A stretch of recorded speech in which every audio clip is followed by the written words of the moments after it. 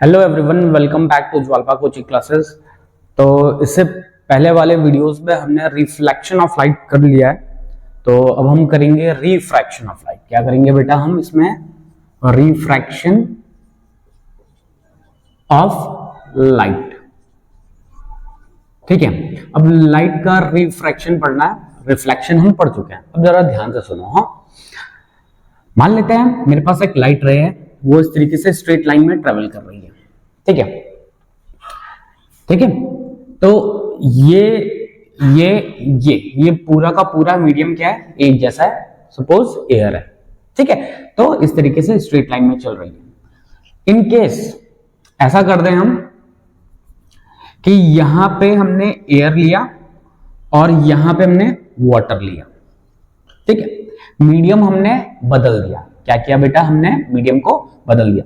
तो अगर जो ये स्ट्रेट लाइन से जो जा रही थी रे ऑफ लाइट, ऐसे स्ट्रेट लाइन से जा रही थी, अब वो ऐसे स्ट्रेट ना जाके अपने पाथ से डेविएट होगी। क्यों होगी डेविएट? पहले ध्यान से देख लो। यहां पे जब ये रे ऑफ लाइट जा रही थी, सीधे जा रही थी, तो ये पूरा का पूरा मीडियम एक ही मीडियम था। लेकिन यहां पे मीडियम बदलने की वजह से, क्या होने की वजह से बेटे? मीडियम बदलने की वजह से जो ये रे ऑफ लाइट इस तरीके से स्ट्रेट जा रही है, वो स्ट्रेट ना जाके अपने पाथ से थोड़ा सा डेविएट हो जाएगी। क्या हो जाएगी? अपने पाथ से डेविएट हो जाएगी। और इस डेविएशन को, इस फिनोमिना को कहते हैं रिफ्रैक्शन ऑफ लाइट। अभी क्यों होता है रिफ्रैक्शन ऑफ लाइट, अभी आगे समझेंगे। फिलहाल तो रिफ्रैक्शन ऑफ लाइट क्या होता है कि जब रे ऑफ लाइट एक मीडियम से दूसरे मीडियम में ट्रेवल करती है, तो अपने पाथ से डेविएट हो जाती है, बेंड हो जाती है। और इस डेविएशन ऑफ लाइट या इस बेंडिंग ऑफ लाइट की फिनोमेना को कहते हैं हम रिफ्रैक्शन ऑफ लाइट। तो ध्यान रखना, रिफ्रैक्शन तभी पॉसिबल है, तब होता है रिफ्रैक्शन ऑफ लाइट जब मीडियम बदल जाए। अगर मीडियम सेम रहेगा तो डेविएशन नहीं होता। वैसे एक और कंडीशन होती है, वो मैं आगे बताऊंगा कि कब। लेकिन फिलहाल के लिए ये समझेंगे कि अगर मीडियम सेम रहा तो डेविएशन नहीं होगा, और अगर मीडियम बदल गया तो डेविएशन होगा। और इस फिनोमेना को कहते हैं बेटा रिफ्रैक्शन ऑफ लाइट। तो रिफ्रैक्शन ऑफ लाइट क्या होता है? It is the phenomena of bending of light when light travels from one medium to other medium। ठीक है, क्या है ये? एक फिनोमेना है जिसमें लाइट रे बेंड होती है एक मीडियम से दूसरे मीडियम में जाने पे। सपोज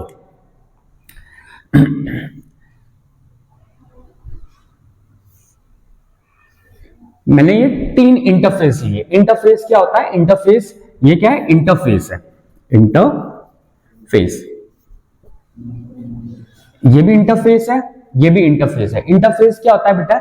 ऐसा सरफेस जो दो मीडियम्स को सेपरेट कर रहा हो। सपोज ये है हमारे पास एयर और ये है वाटर। ठीक है, ये भी हम इसे हम वाटर ले लेते हैं और इसे हम एयर ले लेते हैं। ठीक है, इसको भी हम एयर ले लेते हैं और इसको हम वाटर ले लेते हैं। ठीक है, अभी समझते हैं। मैंने खाली यहाँ पे वाटर और एयर लिया हुआ। ठीक है, अब देखो क्या है, ये जो रे ऑफ लाइट इस तरीके से जा रही थी, ये क्या थी? ये एक रे ऑफ लाइट है। यहां पे हम बना देते हैं नॉर्मल। क्या बनाया हमने? नॉर्मल। ये है इंसिडेंट रे। क्या है ये? Incident ray. नॉर्मल और इंसिडेंट रे के बीच में एंगल जो होता है उसे कहते हैं एंगल ऑफ इंसिडेंस।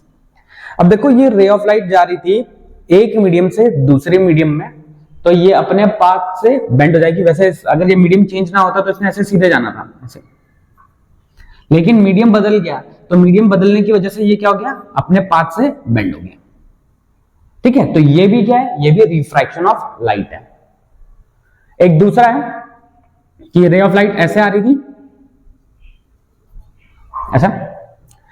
अगर मीडियम ना बदलता तो इसने ऐसे सीधे जाना था, लेकिन मीडियम बदलने की वजह से ये अपने पाथ से बेंड हो गई, तो ये भी क्या है? रिफ्रैक्शन ऑफ लाइट है। अच्छा, एक कंडीशन जिसकी बात मैं कह रहा था, तो वो ये था कि अगर रे ऑफ लाइट ऐसे ही आ रही है तो वो ऐसे ही जाएगी। अब देखो क्या, ये है इंसिडेंट रे, ये है रिफ्रैक्टेड रे। ये क्या है बेटा? रिफ्रैक्टेड रे। यहां पे ये है इंसिडेंट रे, ये है रिफ्रैक्टेड रे। क्या ये? रिफ्रैक्टेड रे। ये हमने जो बना रखा है ये है नॉर्मल, ये भी नॉर्मल, और यहां पे तो नॉर्मली आ रही है। अब जरा ध्यान से सुनना, अगर मैं पूछूं कि एयर और वाटर दोनों में से ज्यादा डेंसर मीडियम कौन है, डेंसर मीडियम का मतलब होता है डेंसिटी ज्यादा किसकी है, ठीक है। तो वाटर की डेंसिटी क्या होती है, ज्यादा होती है, एयर से ज्यादा होती है वाटर की डेंसिटी। तो जब ray of light rarer medium से, जिसकी डेंसिटी कम वो रेयरर मीडियम, जिसकी डेंसिटी ज्यादा वो डेंसर मीडियम, ठीक है। तो ये रेयरर मीडियम है। जब ray of light rarer medium से डेंसर मीडियम में आती है तो रे ऑफ लाइट नॉर्मल की तरफ बेंड हो जाती है। जब डेंसर मीडियम से रेयरर मीडियम में आती है तो नॉर्मल से दूर होती जाती है। देखो ये नॉर्मल थी ना, नॉर्मल से दूर हो गई। और अगर रे ऑफ लाइट नॉर्मली आ रही है तो नॉर्मली जाएगी, ये वाला बेंड नहीं होगा। तो यही वाला मैं पहले बताने की कोशिश कर रहा था कि जब रे ऑफ लाइट नॉर्मली आती है तो वो नॉर्मली ही जाती है, बेंडिंग नहीं होती। लेकिन अगर किसी एंगल पे आ गई तो बेंड होगी, अगर मीडियम चेंज हो रहा होगा तो बेंड होगा। तो ये क्या है, ये रिफ्रैक्शन ऑफ लाइट है, ठीक है। जिसकी डेंसिटी कम, जिसकी डेंसिटी कम वो रेयरर मीडियम, जिसकी डेंसिटी ज्यादा वो डेंसर मीडियम, ठीक है। तो ये है डेंसर मीडियम, ये है रेयरर मीडियम। यहां पे ये क्या है, डेंसर मीडियम और ये है रेयरर मीडियम, ठीक है। तो जब रे ऑफ लाइट इससे आ रही है, रेयरर से आती है डेंसर में, तो बेंड टूवर्ड्स नॉर्मल, किसकी तरफ बेंड होती है बेटा, नॉर्मल की तरफ बेंड होती है, ठीक है। जब डेंसर से आती है, डेंसर टू रेयरर, तो bend away from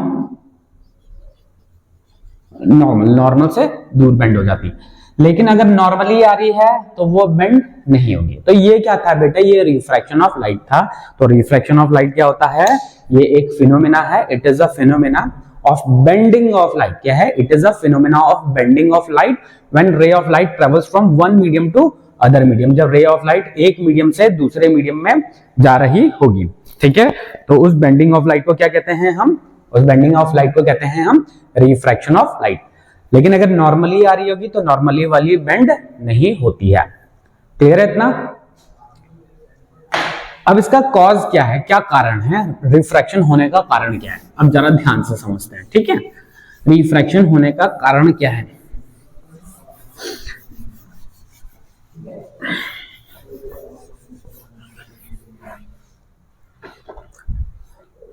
cause of refraction.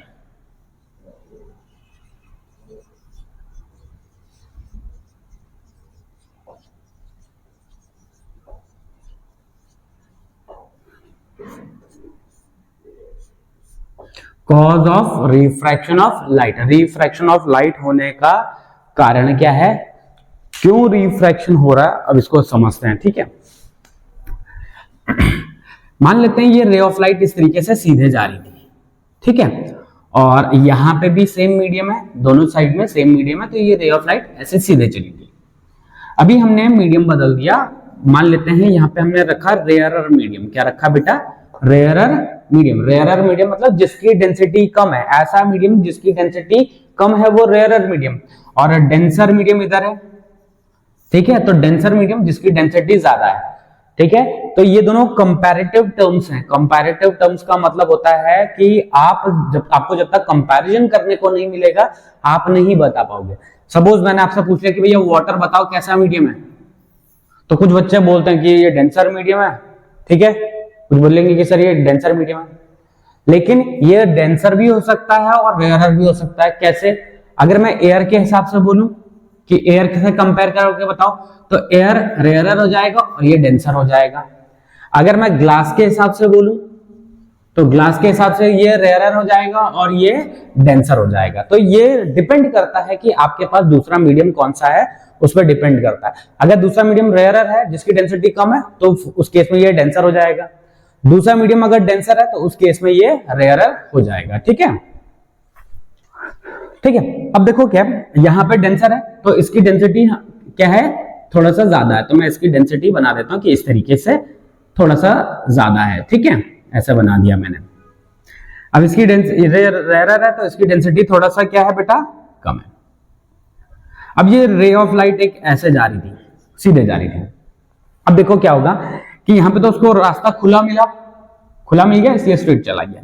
अब जैसे ही वो इस वाले मीडियम में एंटर करता है तो यहाँ पे क्या होता है, पार्टिकल्स मिलते हैं। पार्टिकल्स मिलने की वजह से क्या होता है, उसकी स्पीड स्लो हो जाती है। ध्यान रखना, क्या हो जाएगी, इसकी स्पीड स्लो हो जाएगी। स्पीड स्लो होने की वजह से क्या हो जाएगी, इसमें बेंडिंग हो जाएगी। इसको हम ऐसा समझते हैं, सपोज मुझे यहां से वहां आगे तक दौड़ना है और यहाँ पे पूरा खाली स्पेस है, तो मैं दौड़ सकता हूँ इस तरीके से, आसानी से दौड़ रहा हूँ, ठीक है। तो मेरी स्पीड ज्यादा है, ठीक है, मेरी स्पीड क्या है, ज्यादा। अभी अगर मैंने क्या कर दिया, यहाँ पे थोड़ा सा चीजें भर दी, अब मैं दौड़ूंगा तो क्या होगा कि अगर यहाँ पे कोई चीज है तो मैं जाऊंगा, मैं इसके साथ कोलाइड करूंगा, टकराऊंगा, टकराने के बाद क्या होगा, मेरी डायरेक्शन चेंज हो जाएगी और स्पीड भी स्लो हो जाएगी।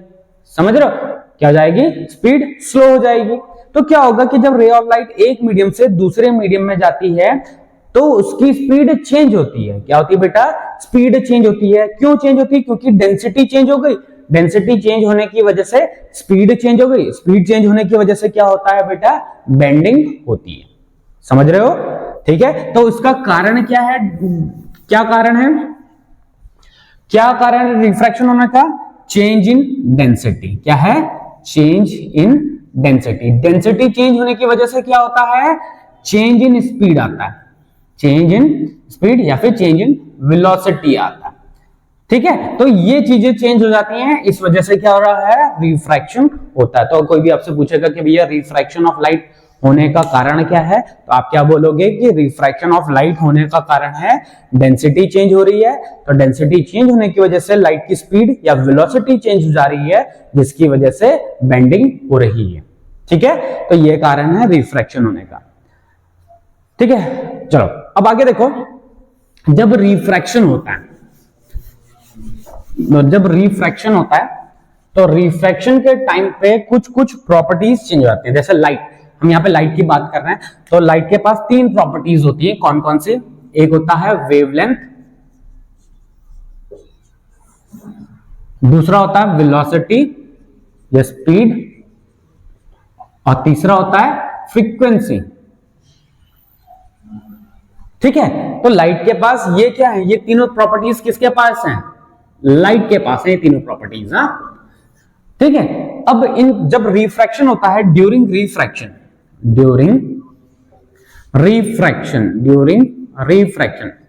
ठीक है, रिफ्रैक्शन के टाइम पे वेलोसिटी एंड वेवलेंथ चेंज क्या होता है, ये चेंज हो जाती है, ठीक है। अभी बताया कि भैया वेलोसिटी चेंज हो रही है, तो साथ ही साथ में वेवलेंथ भी चेंज हो रही है, ठीक है। बट फ्रीक्वेंसी रिमेन्स सेम, लेकिन फ्रीक्वेंसी क्या रहती है बेटा, सेम रहती है। फ्रीक्वेंसी क्या रहती है, सेम रहती है। क्यों रहती है frequency same, because it depends on the source of light, ठीक है। जिस सोर्स से लाइट आ रही होगी उस पर डिपेंड करती है फ्रीक्वेंसी। ध्यान रखना, फ्रीक्वेंसी किस पे डिपेंड करती है, जिस सोर्स से लाइट आ रही है उस सोर्स पे डिपेंड करती है। अब आप रे ऑफ लाइट को यहां से यहां लेके आ रहे हो, तो आप सिर्फ और सिर्फ क्या कर रहे हो बेटा, मीडियम चेंज कर रहे हो। लेकिन जो ये सोर्स है जिससे ये लाइट आ रही है, मान लेते हैं ये सोर्स था, इससे लाइट आ रही थी, आपने सोर्स को चेंज नहीं किया तो फ्रीक्वेंसी में चेंज नहीं आएगा। ध्यान रखना, ठीक है। तो जब कभी भी रिफ्रैक्शन होता है तो रिफ्रैक्शन के टाइम पे वेवलेंथ चेंज हो जाती है, वेलोसिटी चेंज हो जाती है, लेकिन फ्रीक्वेंसी चेंज नहीं होती है, क्योंकि फ्रीक्वेंसी डिपेंड करती है source of the light, light के सोर्स पे डिपेंड करती है। इस वजह से फ्रीक्वेंसी में चेंज नहीं आता, जबकि वेलोसिटी और वेवलेंथ में चेंज आ जाता है, ठीक है। तो ये था कि कौन कौन सी प्रॉपर्टीज ऑफ लाइट पे चेंजेस आते हैं रिफ्रैक्शन के टाइम पे। अगला है लॉज ऑफ रिफ्रैक्शन। नेक्स्ट है laws of refraction. Laws of refraction. तो जैसे हमने रिफ्लेक्शन का लॉ पढ़ा था उसी तरीके से रिफ्रैक्शन का भी लॉ है बेटा, ठीक है। जैसे हमने रिफ्लेक्शन का पढ़ा था उसी तरीके से रिफ्रैक्शन का भी होता है। तो पहला लॉ तो यही है, जैसे उसमें पहला लॉ पढ़ा था तो यहाँ पे भी वही है। क्या है पहला लॉ? पहला लॉ है इंसिडेंट रे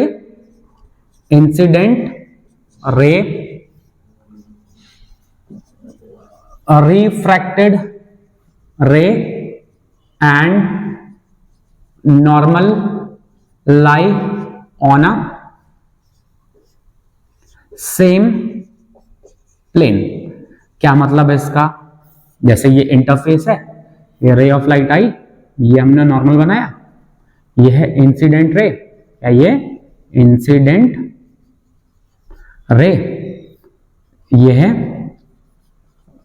रिफ्रैक्टेड रे, ये है नॉर्मल, ठीक है। ये हो गया, बीच में इसके होता है एंगल ऑफ इंसिडेंस और ये होता है एंगल ऑफ रिफ्रैक्शन, ठीक है। तो क्या है इंसिडेंट रे, नॉर्मल और रिफ्रैक्टेड रे, ये तीनों के तीनों एक ही प्लेन पे लाई करते हैं। क्या कहने का मतलब है? अगर मैं सपोज इसे कह दूं कि ये इंसिडेंट रे है, ये नॉर्मल है और ये रिफ्रैक्टेड रे, ये तीनों के तीनों एक ही प्लेन पे लाई करेंगे। ऐसा नहीं होगा कि ये दोनों एक ही प्लेन पे लाई कर रहा हूं और ये इस तरीके से इस प्लेन से बाहर आ रही है, मतलब एक इस सरफेस से बाहर आ रही है, ऐसा नहीं होगा। तो फर्स्ट लॉ क्या है? फर्स्ट लॉ है कि इंसिडेंट रे, रिफ्रैक्टेड रे और नॉर्मल तीनों के तीनों एक ही प्लेन पे एक ही सरफेस पे लाई करते हैं। तो ये फर्स्ट लॉ था जो कि हमने रिफ्लेक्शन ऑफ लाइट में भी पढ़ा था, इसी तरीके का एक लॉ, ठीक है। अब सेकंड लॉ देखते हैं, तो इसको रब कर देता हूं। सेकंड लॉ देखते हैं।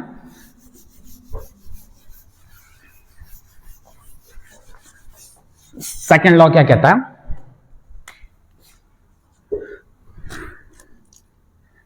The ratio of sine of angle of incidence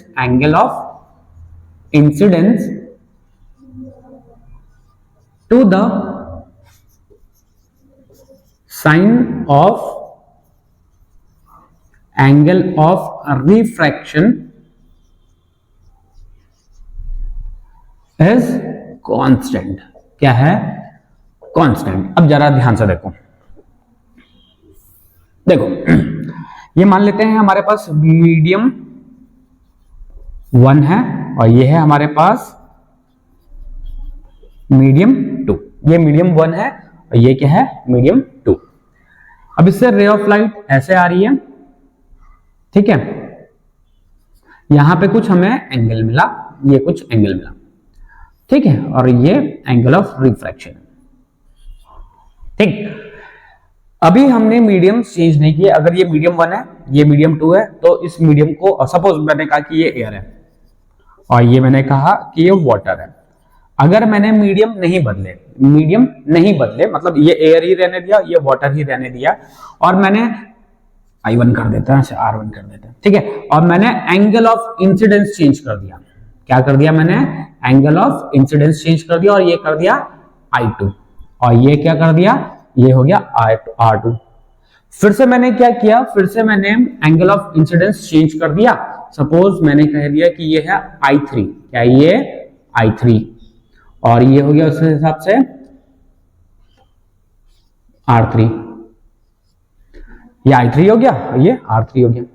तो देखो मैंने मीडियम चेंज नहीं किया ना, मीडियम चेंज किया क्या? ये तो सेम रखा, ये एयर था, ये वाटर था, ये भी एयर था, ये वाटर था, एयर था और वाटर था। चेंज क्या किया मैंने? चेंज किया, एंगल्स चेंज कर दिया, एंगल ऑफ इंसिडेंस चेंज कर दिया, उसके हिसाब से एंगल ऑफ रिफ्रैक्शन भी चेंज कर दिया और चेंज हो गया।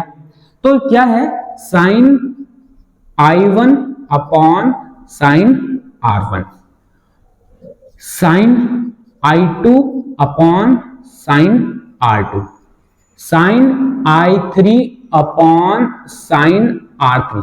मतलब मैंने मीडियम चेंज नहीं किया, सिर्फ एंगल ऑफ इंसिडेंस चेंज किया, उसी के हिसाब से एंगल ऑफ रिफ्रैक्शन चेंज हो गया। तो देखो इनका जो रेशियो रहेगा वो क्या रहेगा बेटा? वो कांस्टेंट रहेगा। इनका रेशियो क्या रहेगा बेटा? कांस्टेंट रहेगा। जैसे sine I upon sine R1, sine I1 upon sine R1, sine I2 upon sine R2, sine I3 upon sine R3, तो अगर हम मीडियम चेंज कर देते तब इस चीज में चेंजेस आने थे, लेकिन हमने मीडियम चेंज नहीं किया, हमने मीडियम को सेम रखा, तो जो इनका जो रेशियो है वो क्या रहेगा बेटा, सेम रहेगा। और इसी को कहते हैं हम sine I upon sine R का रेशियो क्या आता है, कांस्टेंट आता है। क्या आता है, कांस्टेंट, क्योंकि sine I upon sine R, sine I upon sine R, sine I upon sine R, तो इनका रेशियो क्या मिल गया, कांस्टेंट है। तो यही आपका सेकंड लॉ ऑफ रिफ्रैक्शन है कि the ratio of sine of angle of incidence to the sine of angle of refraction is constant. क्या है, कांस्टेंट। जो ये कांस्टेंट होता है, इस कांस्टेंट को कहते हैं हम बेटा रिफ्रैक्टिव इंडेक्स। क्या कहते हैं, रिफ्रैक्टिव इंडेक्स। ठीक है। अच्छा, जो ये सेकंड लॉ है इसको स्नेल्स लॉ भी कहा जाता है। क्या कहा जाता है, स्नेल्स लॉ भी कहा जाता है। स्नेल्स लॉ, ठीक है। तो कभी कभार डायरेक्ट क्वेश्चन में पूछ लेते हैं कि भैया what is the Snell's law, क्या स्नेल्स लॉ बताओ कि स्नेल्स लॉ होता क्या है। तो आपको पता ना होना चाहिए कि sine I upon sine R क्या होता है, कांस्टेंट होता है। यही आपका क्या है, स्नेल्स लॉ है, और यही आपका सेकंड लॉ ऑफ रिफ्रैक्शन भी है। ठीक है। चलो, जो sine I upon sine R है, इससे ये क्या है, ये एक कांस्टेंट टर्म मिला, तो इससे हमें एक और चीज मिल गई, ये क्या है, रिफ्रैक्टिव इंडेक्स। ठीक है, क्या है, रिफ्रैक्टिव इंडेक्स। इसको म्यू से डिनोट करते हैं, और कुछ कुछ बुक्स में से इस वाले सिंबल से भी यूज किया जाता है। ये है म्यू, ये है ईटा। तो कुछ बुक्स में ये वाला सिंबल यूज किया गया, तो कुछ बुक्स में ये वाला सिंबल यूज किया गया। तो आप अपने हिसाब से देख लेना, आपके बुक्स में या फिर आपके स्कूल्स में जो भी सिंबल यूज किया जा रहा होगा, आप उसके हिसाब से यूज कर लेना। ठीक है। तो रिफ्रैक्टिव इंडेक्स यूनिटलेस क्वांटिटी होती है। कैसी क्वांटिटी होती है, यूनिटलेस क्वांटिटी होती है। कौन, रिफ्रैक्टिव इंडेक्स। ठीक है। तो इस चीज के बारे में हम नेक्स्ट वीडियो में चर्चा करेंगे, और इसमें तो थोड़ा सा ज्यादा ही चर्चा रहेगी इससे रिफ्रैक्टिव इंडेक्स की। ठीक है, क्योंकि इसमें बहुत सारी चीजें समझानी है आपको, बहुत सारी चीजें सिखानी है। ठीक है। तो आज के इस वीडियो में हम इतना ही करेंगे, नई वीडियो में मिलेंगे नए टॉपिक के साथ। तब तक बने रहिए ज्वालपा कोचिंग क्लासेस के साथ। ठीक है बच्चों, बाय बाय।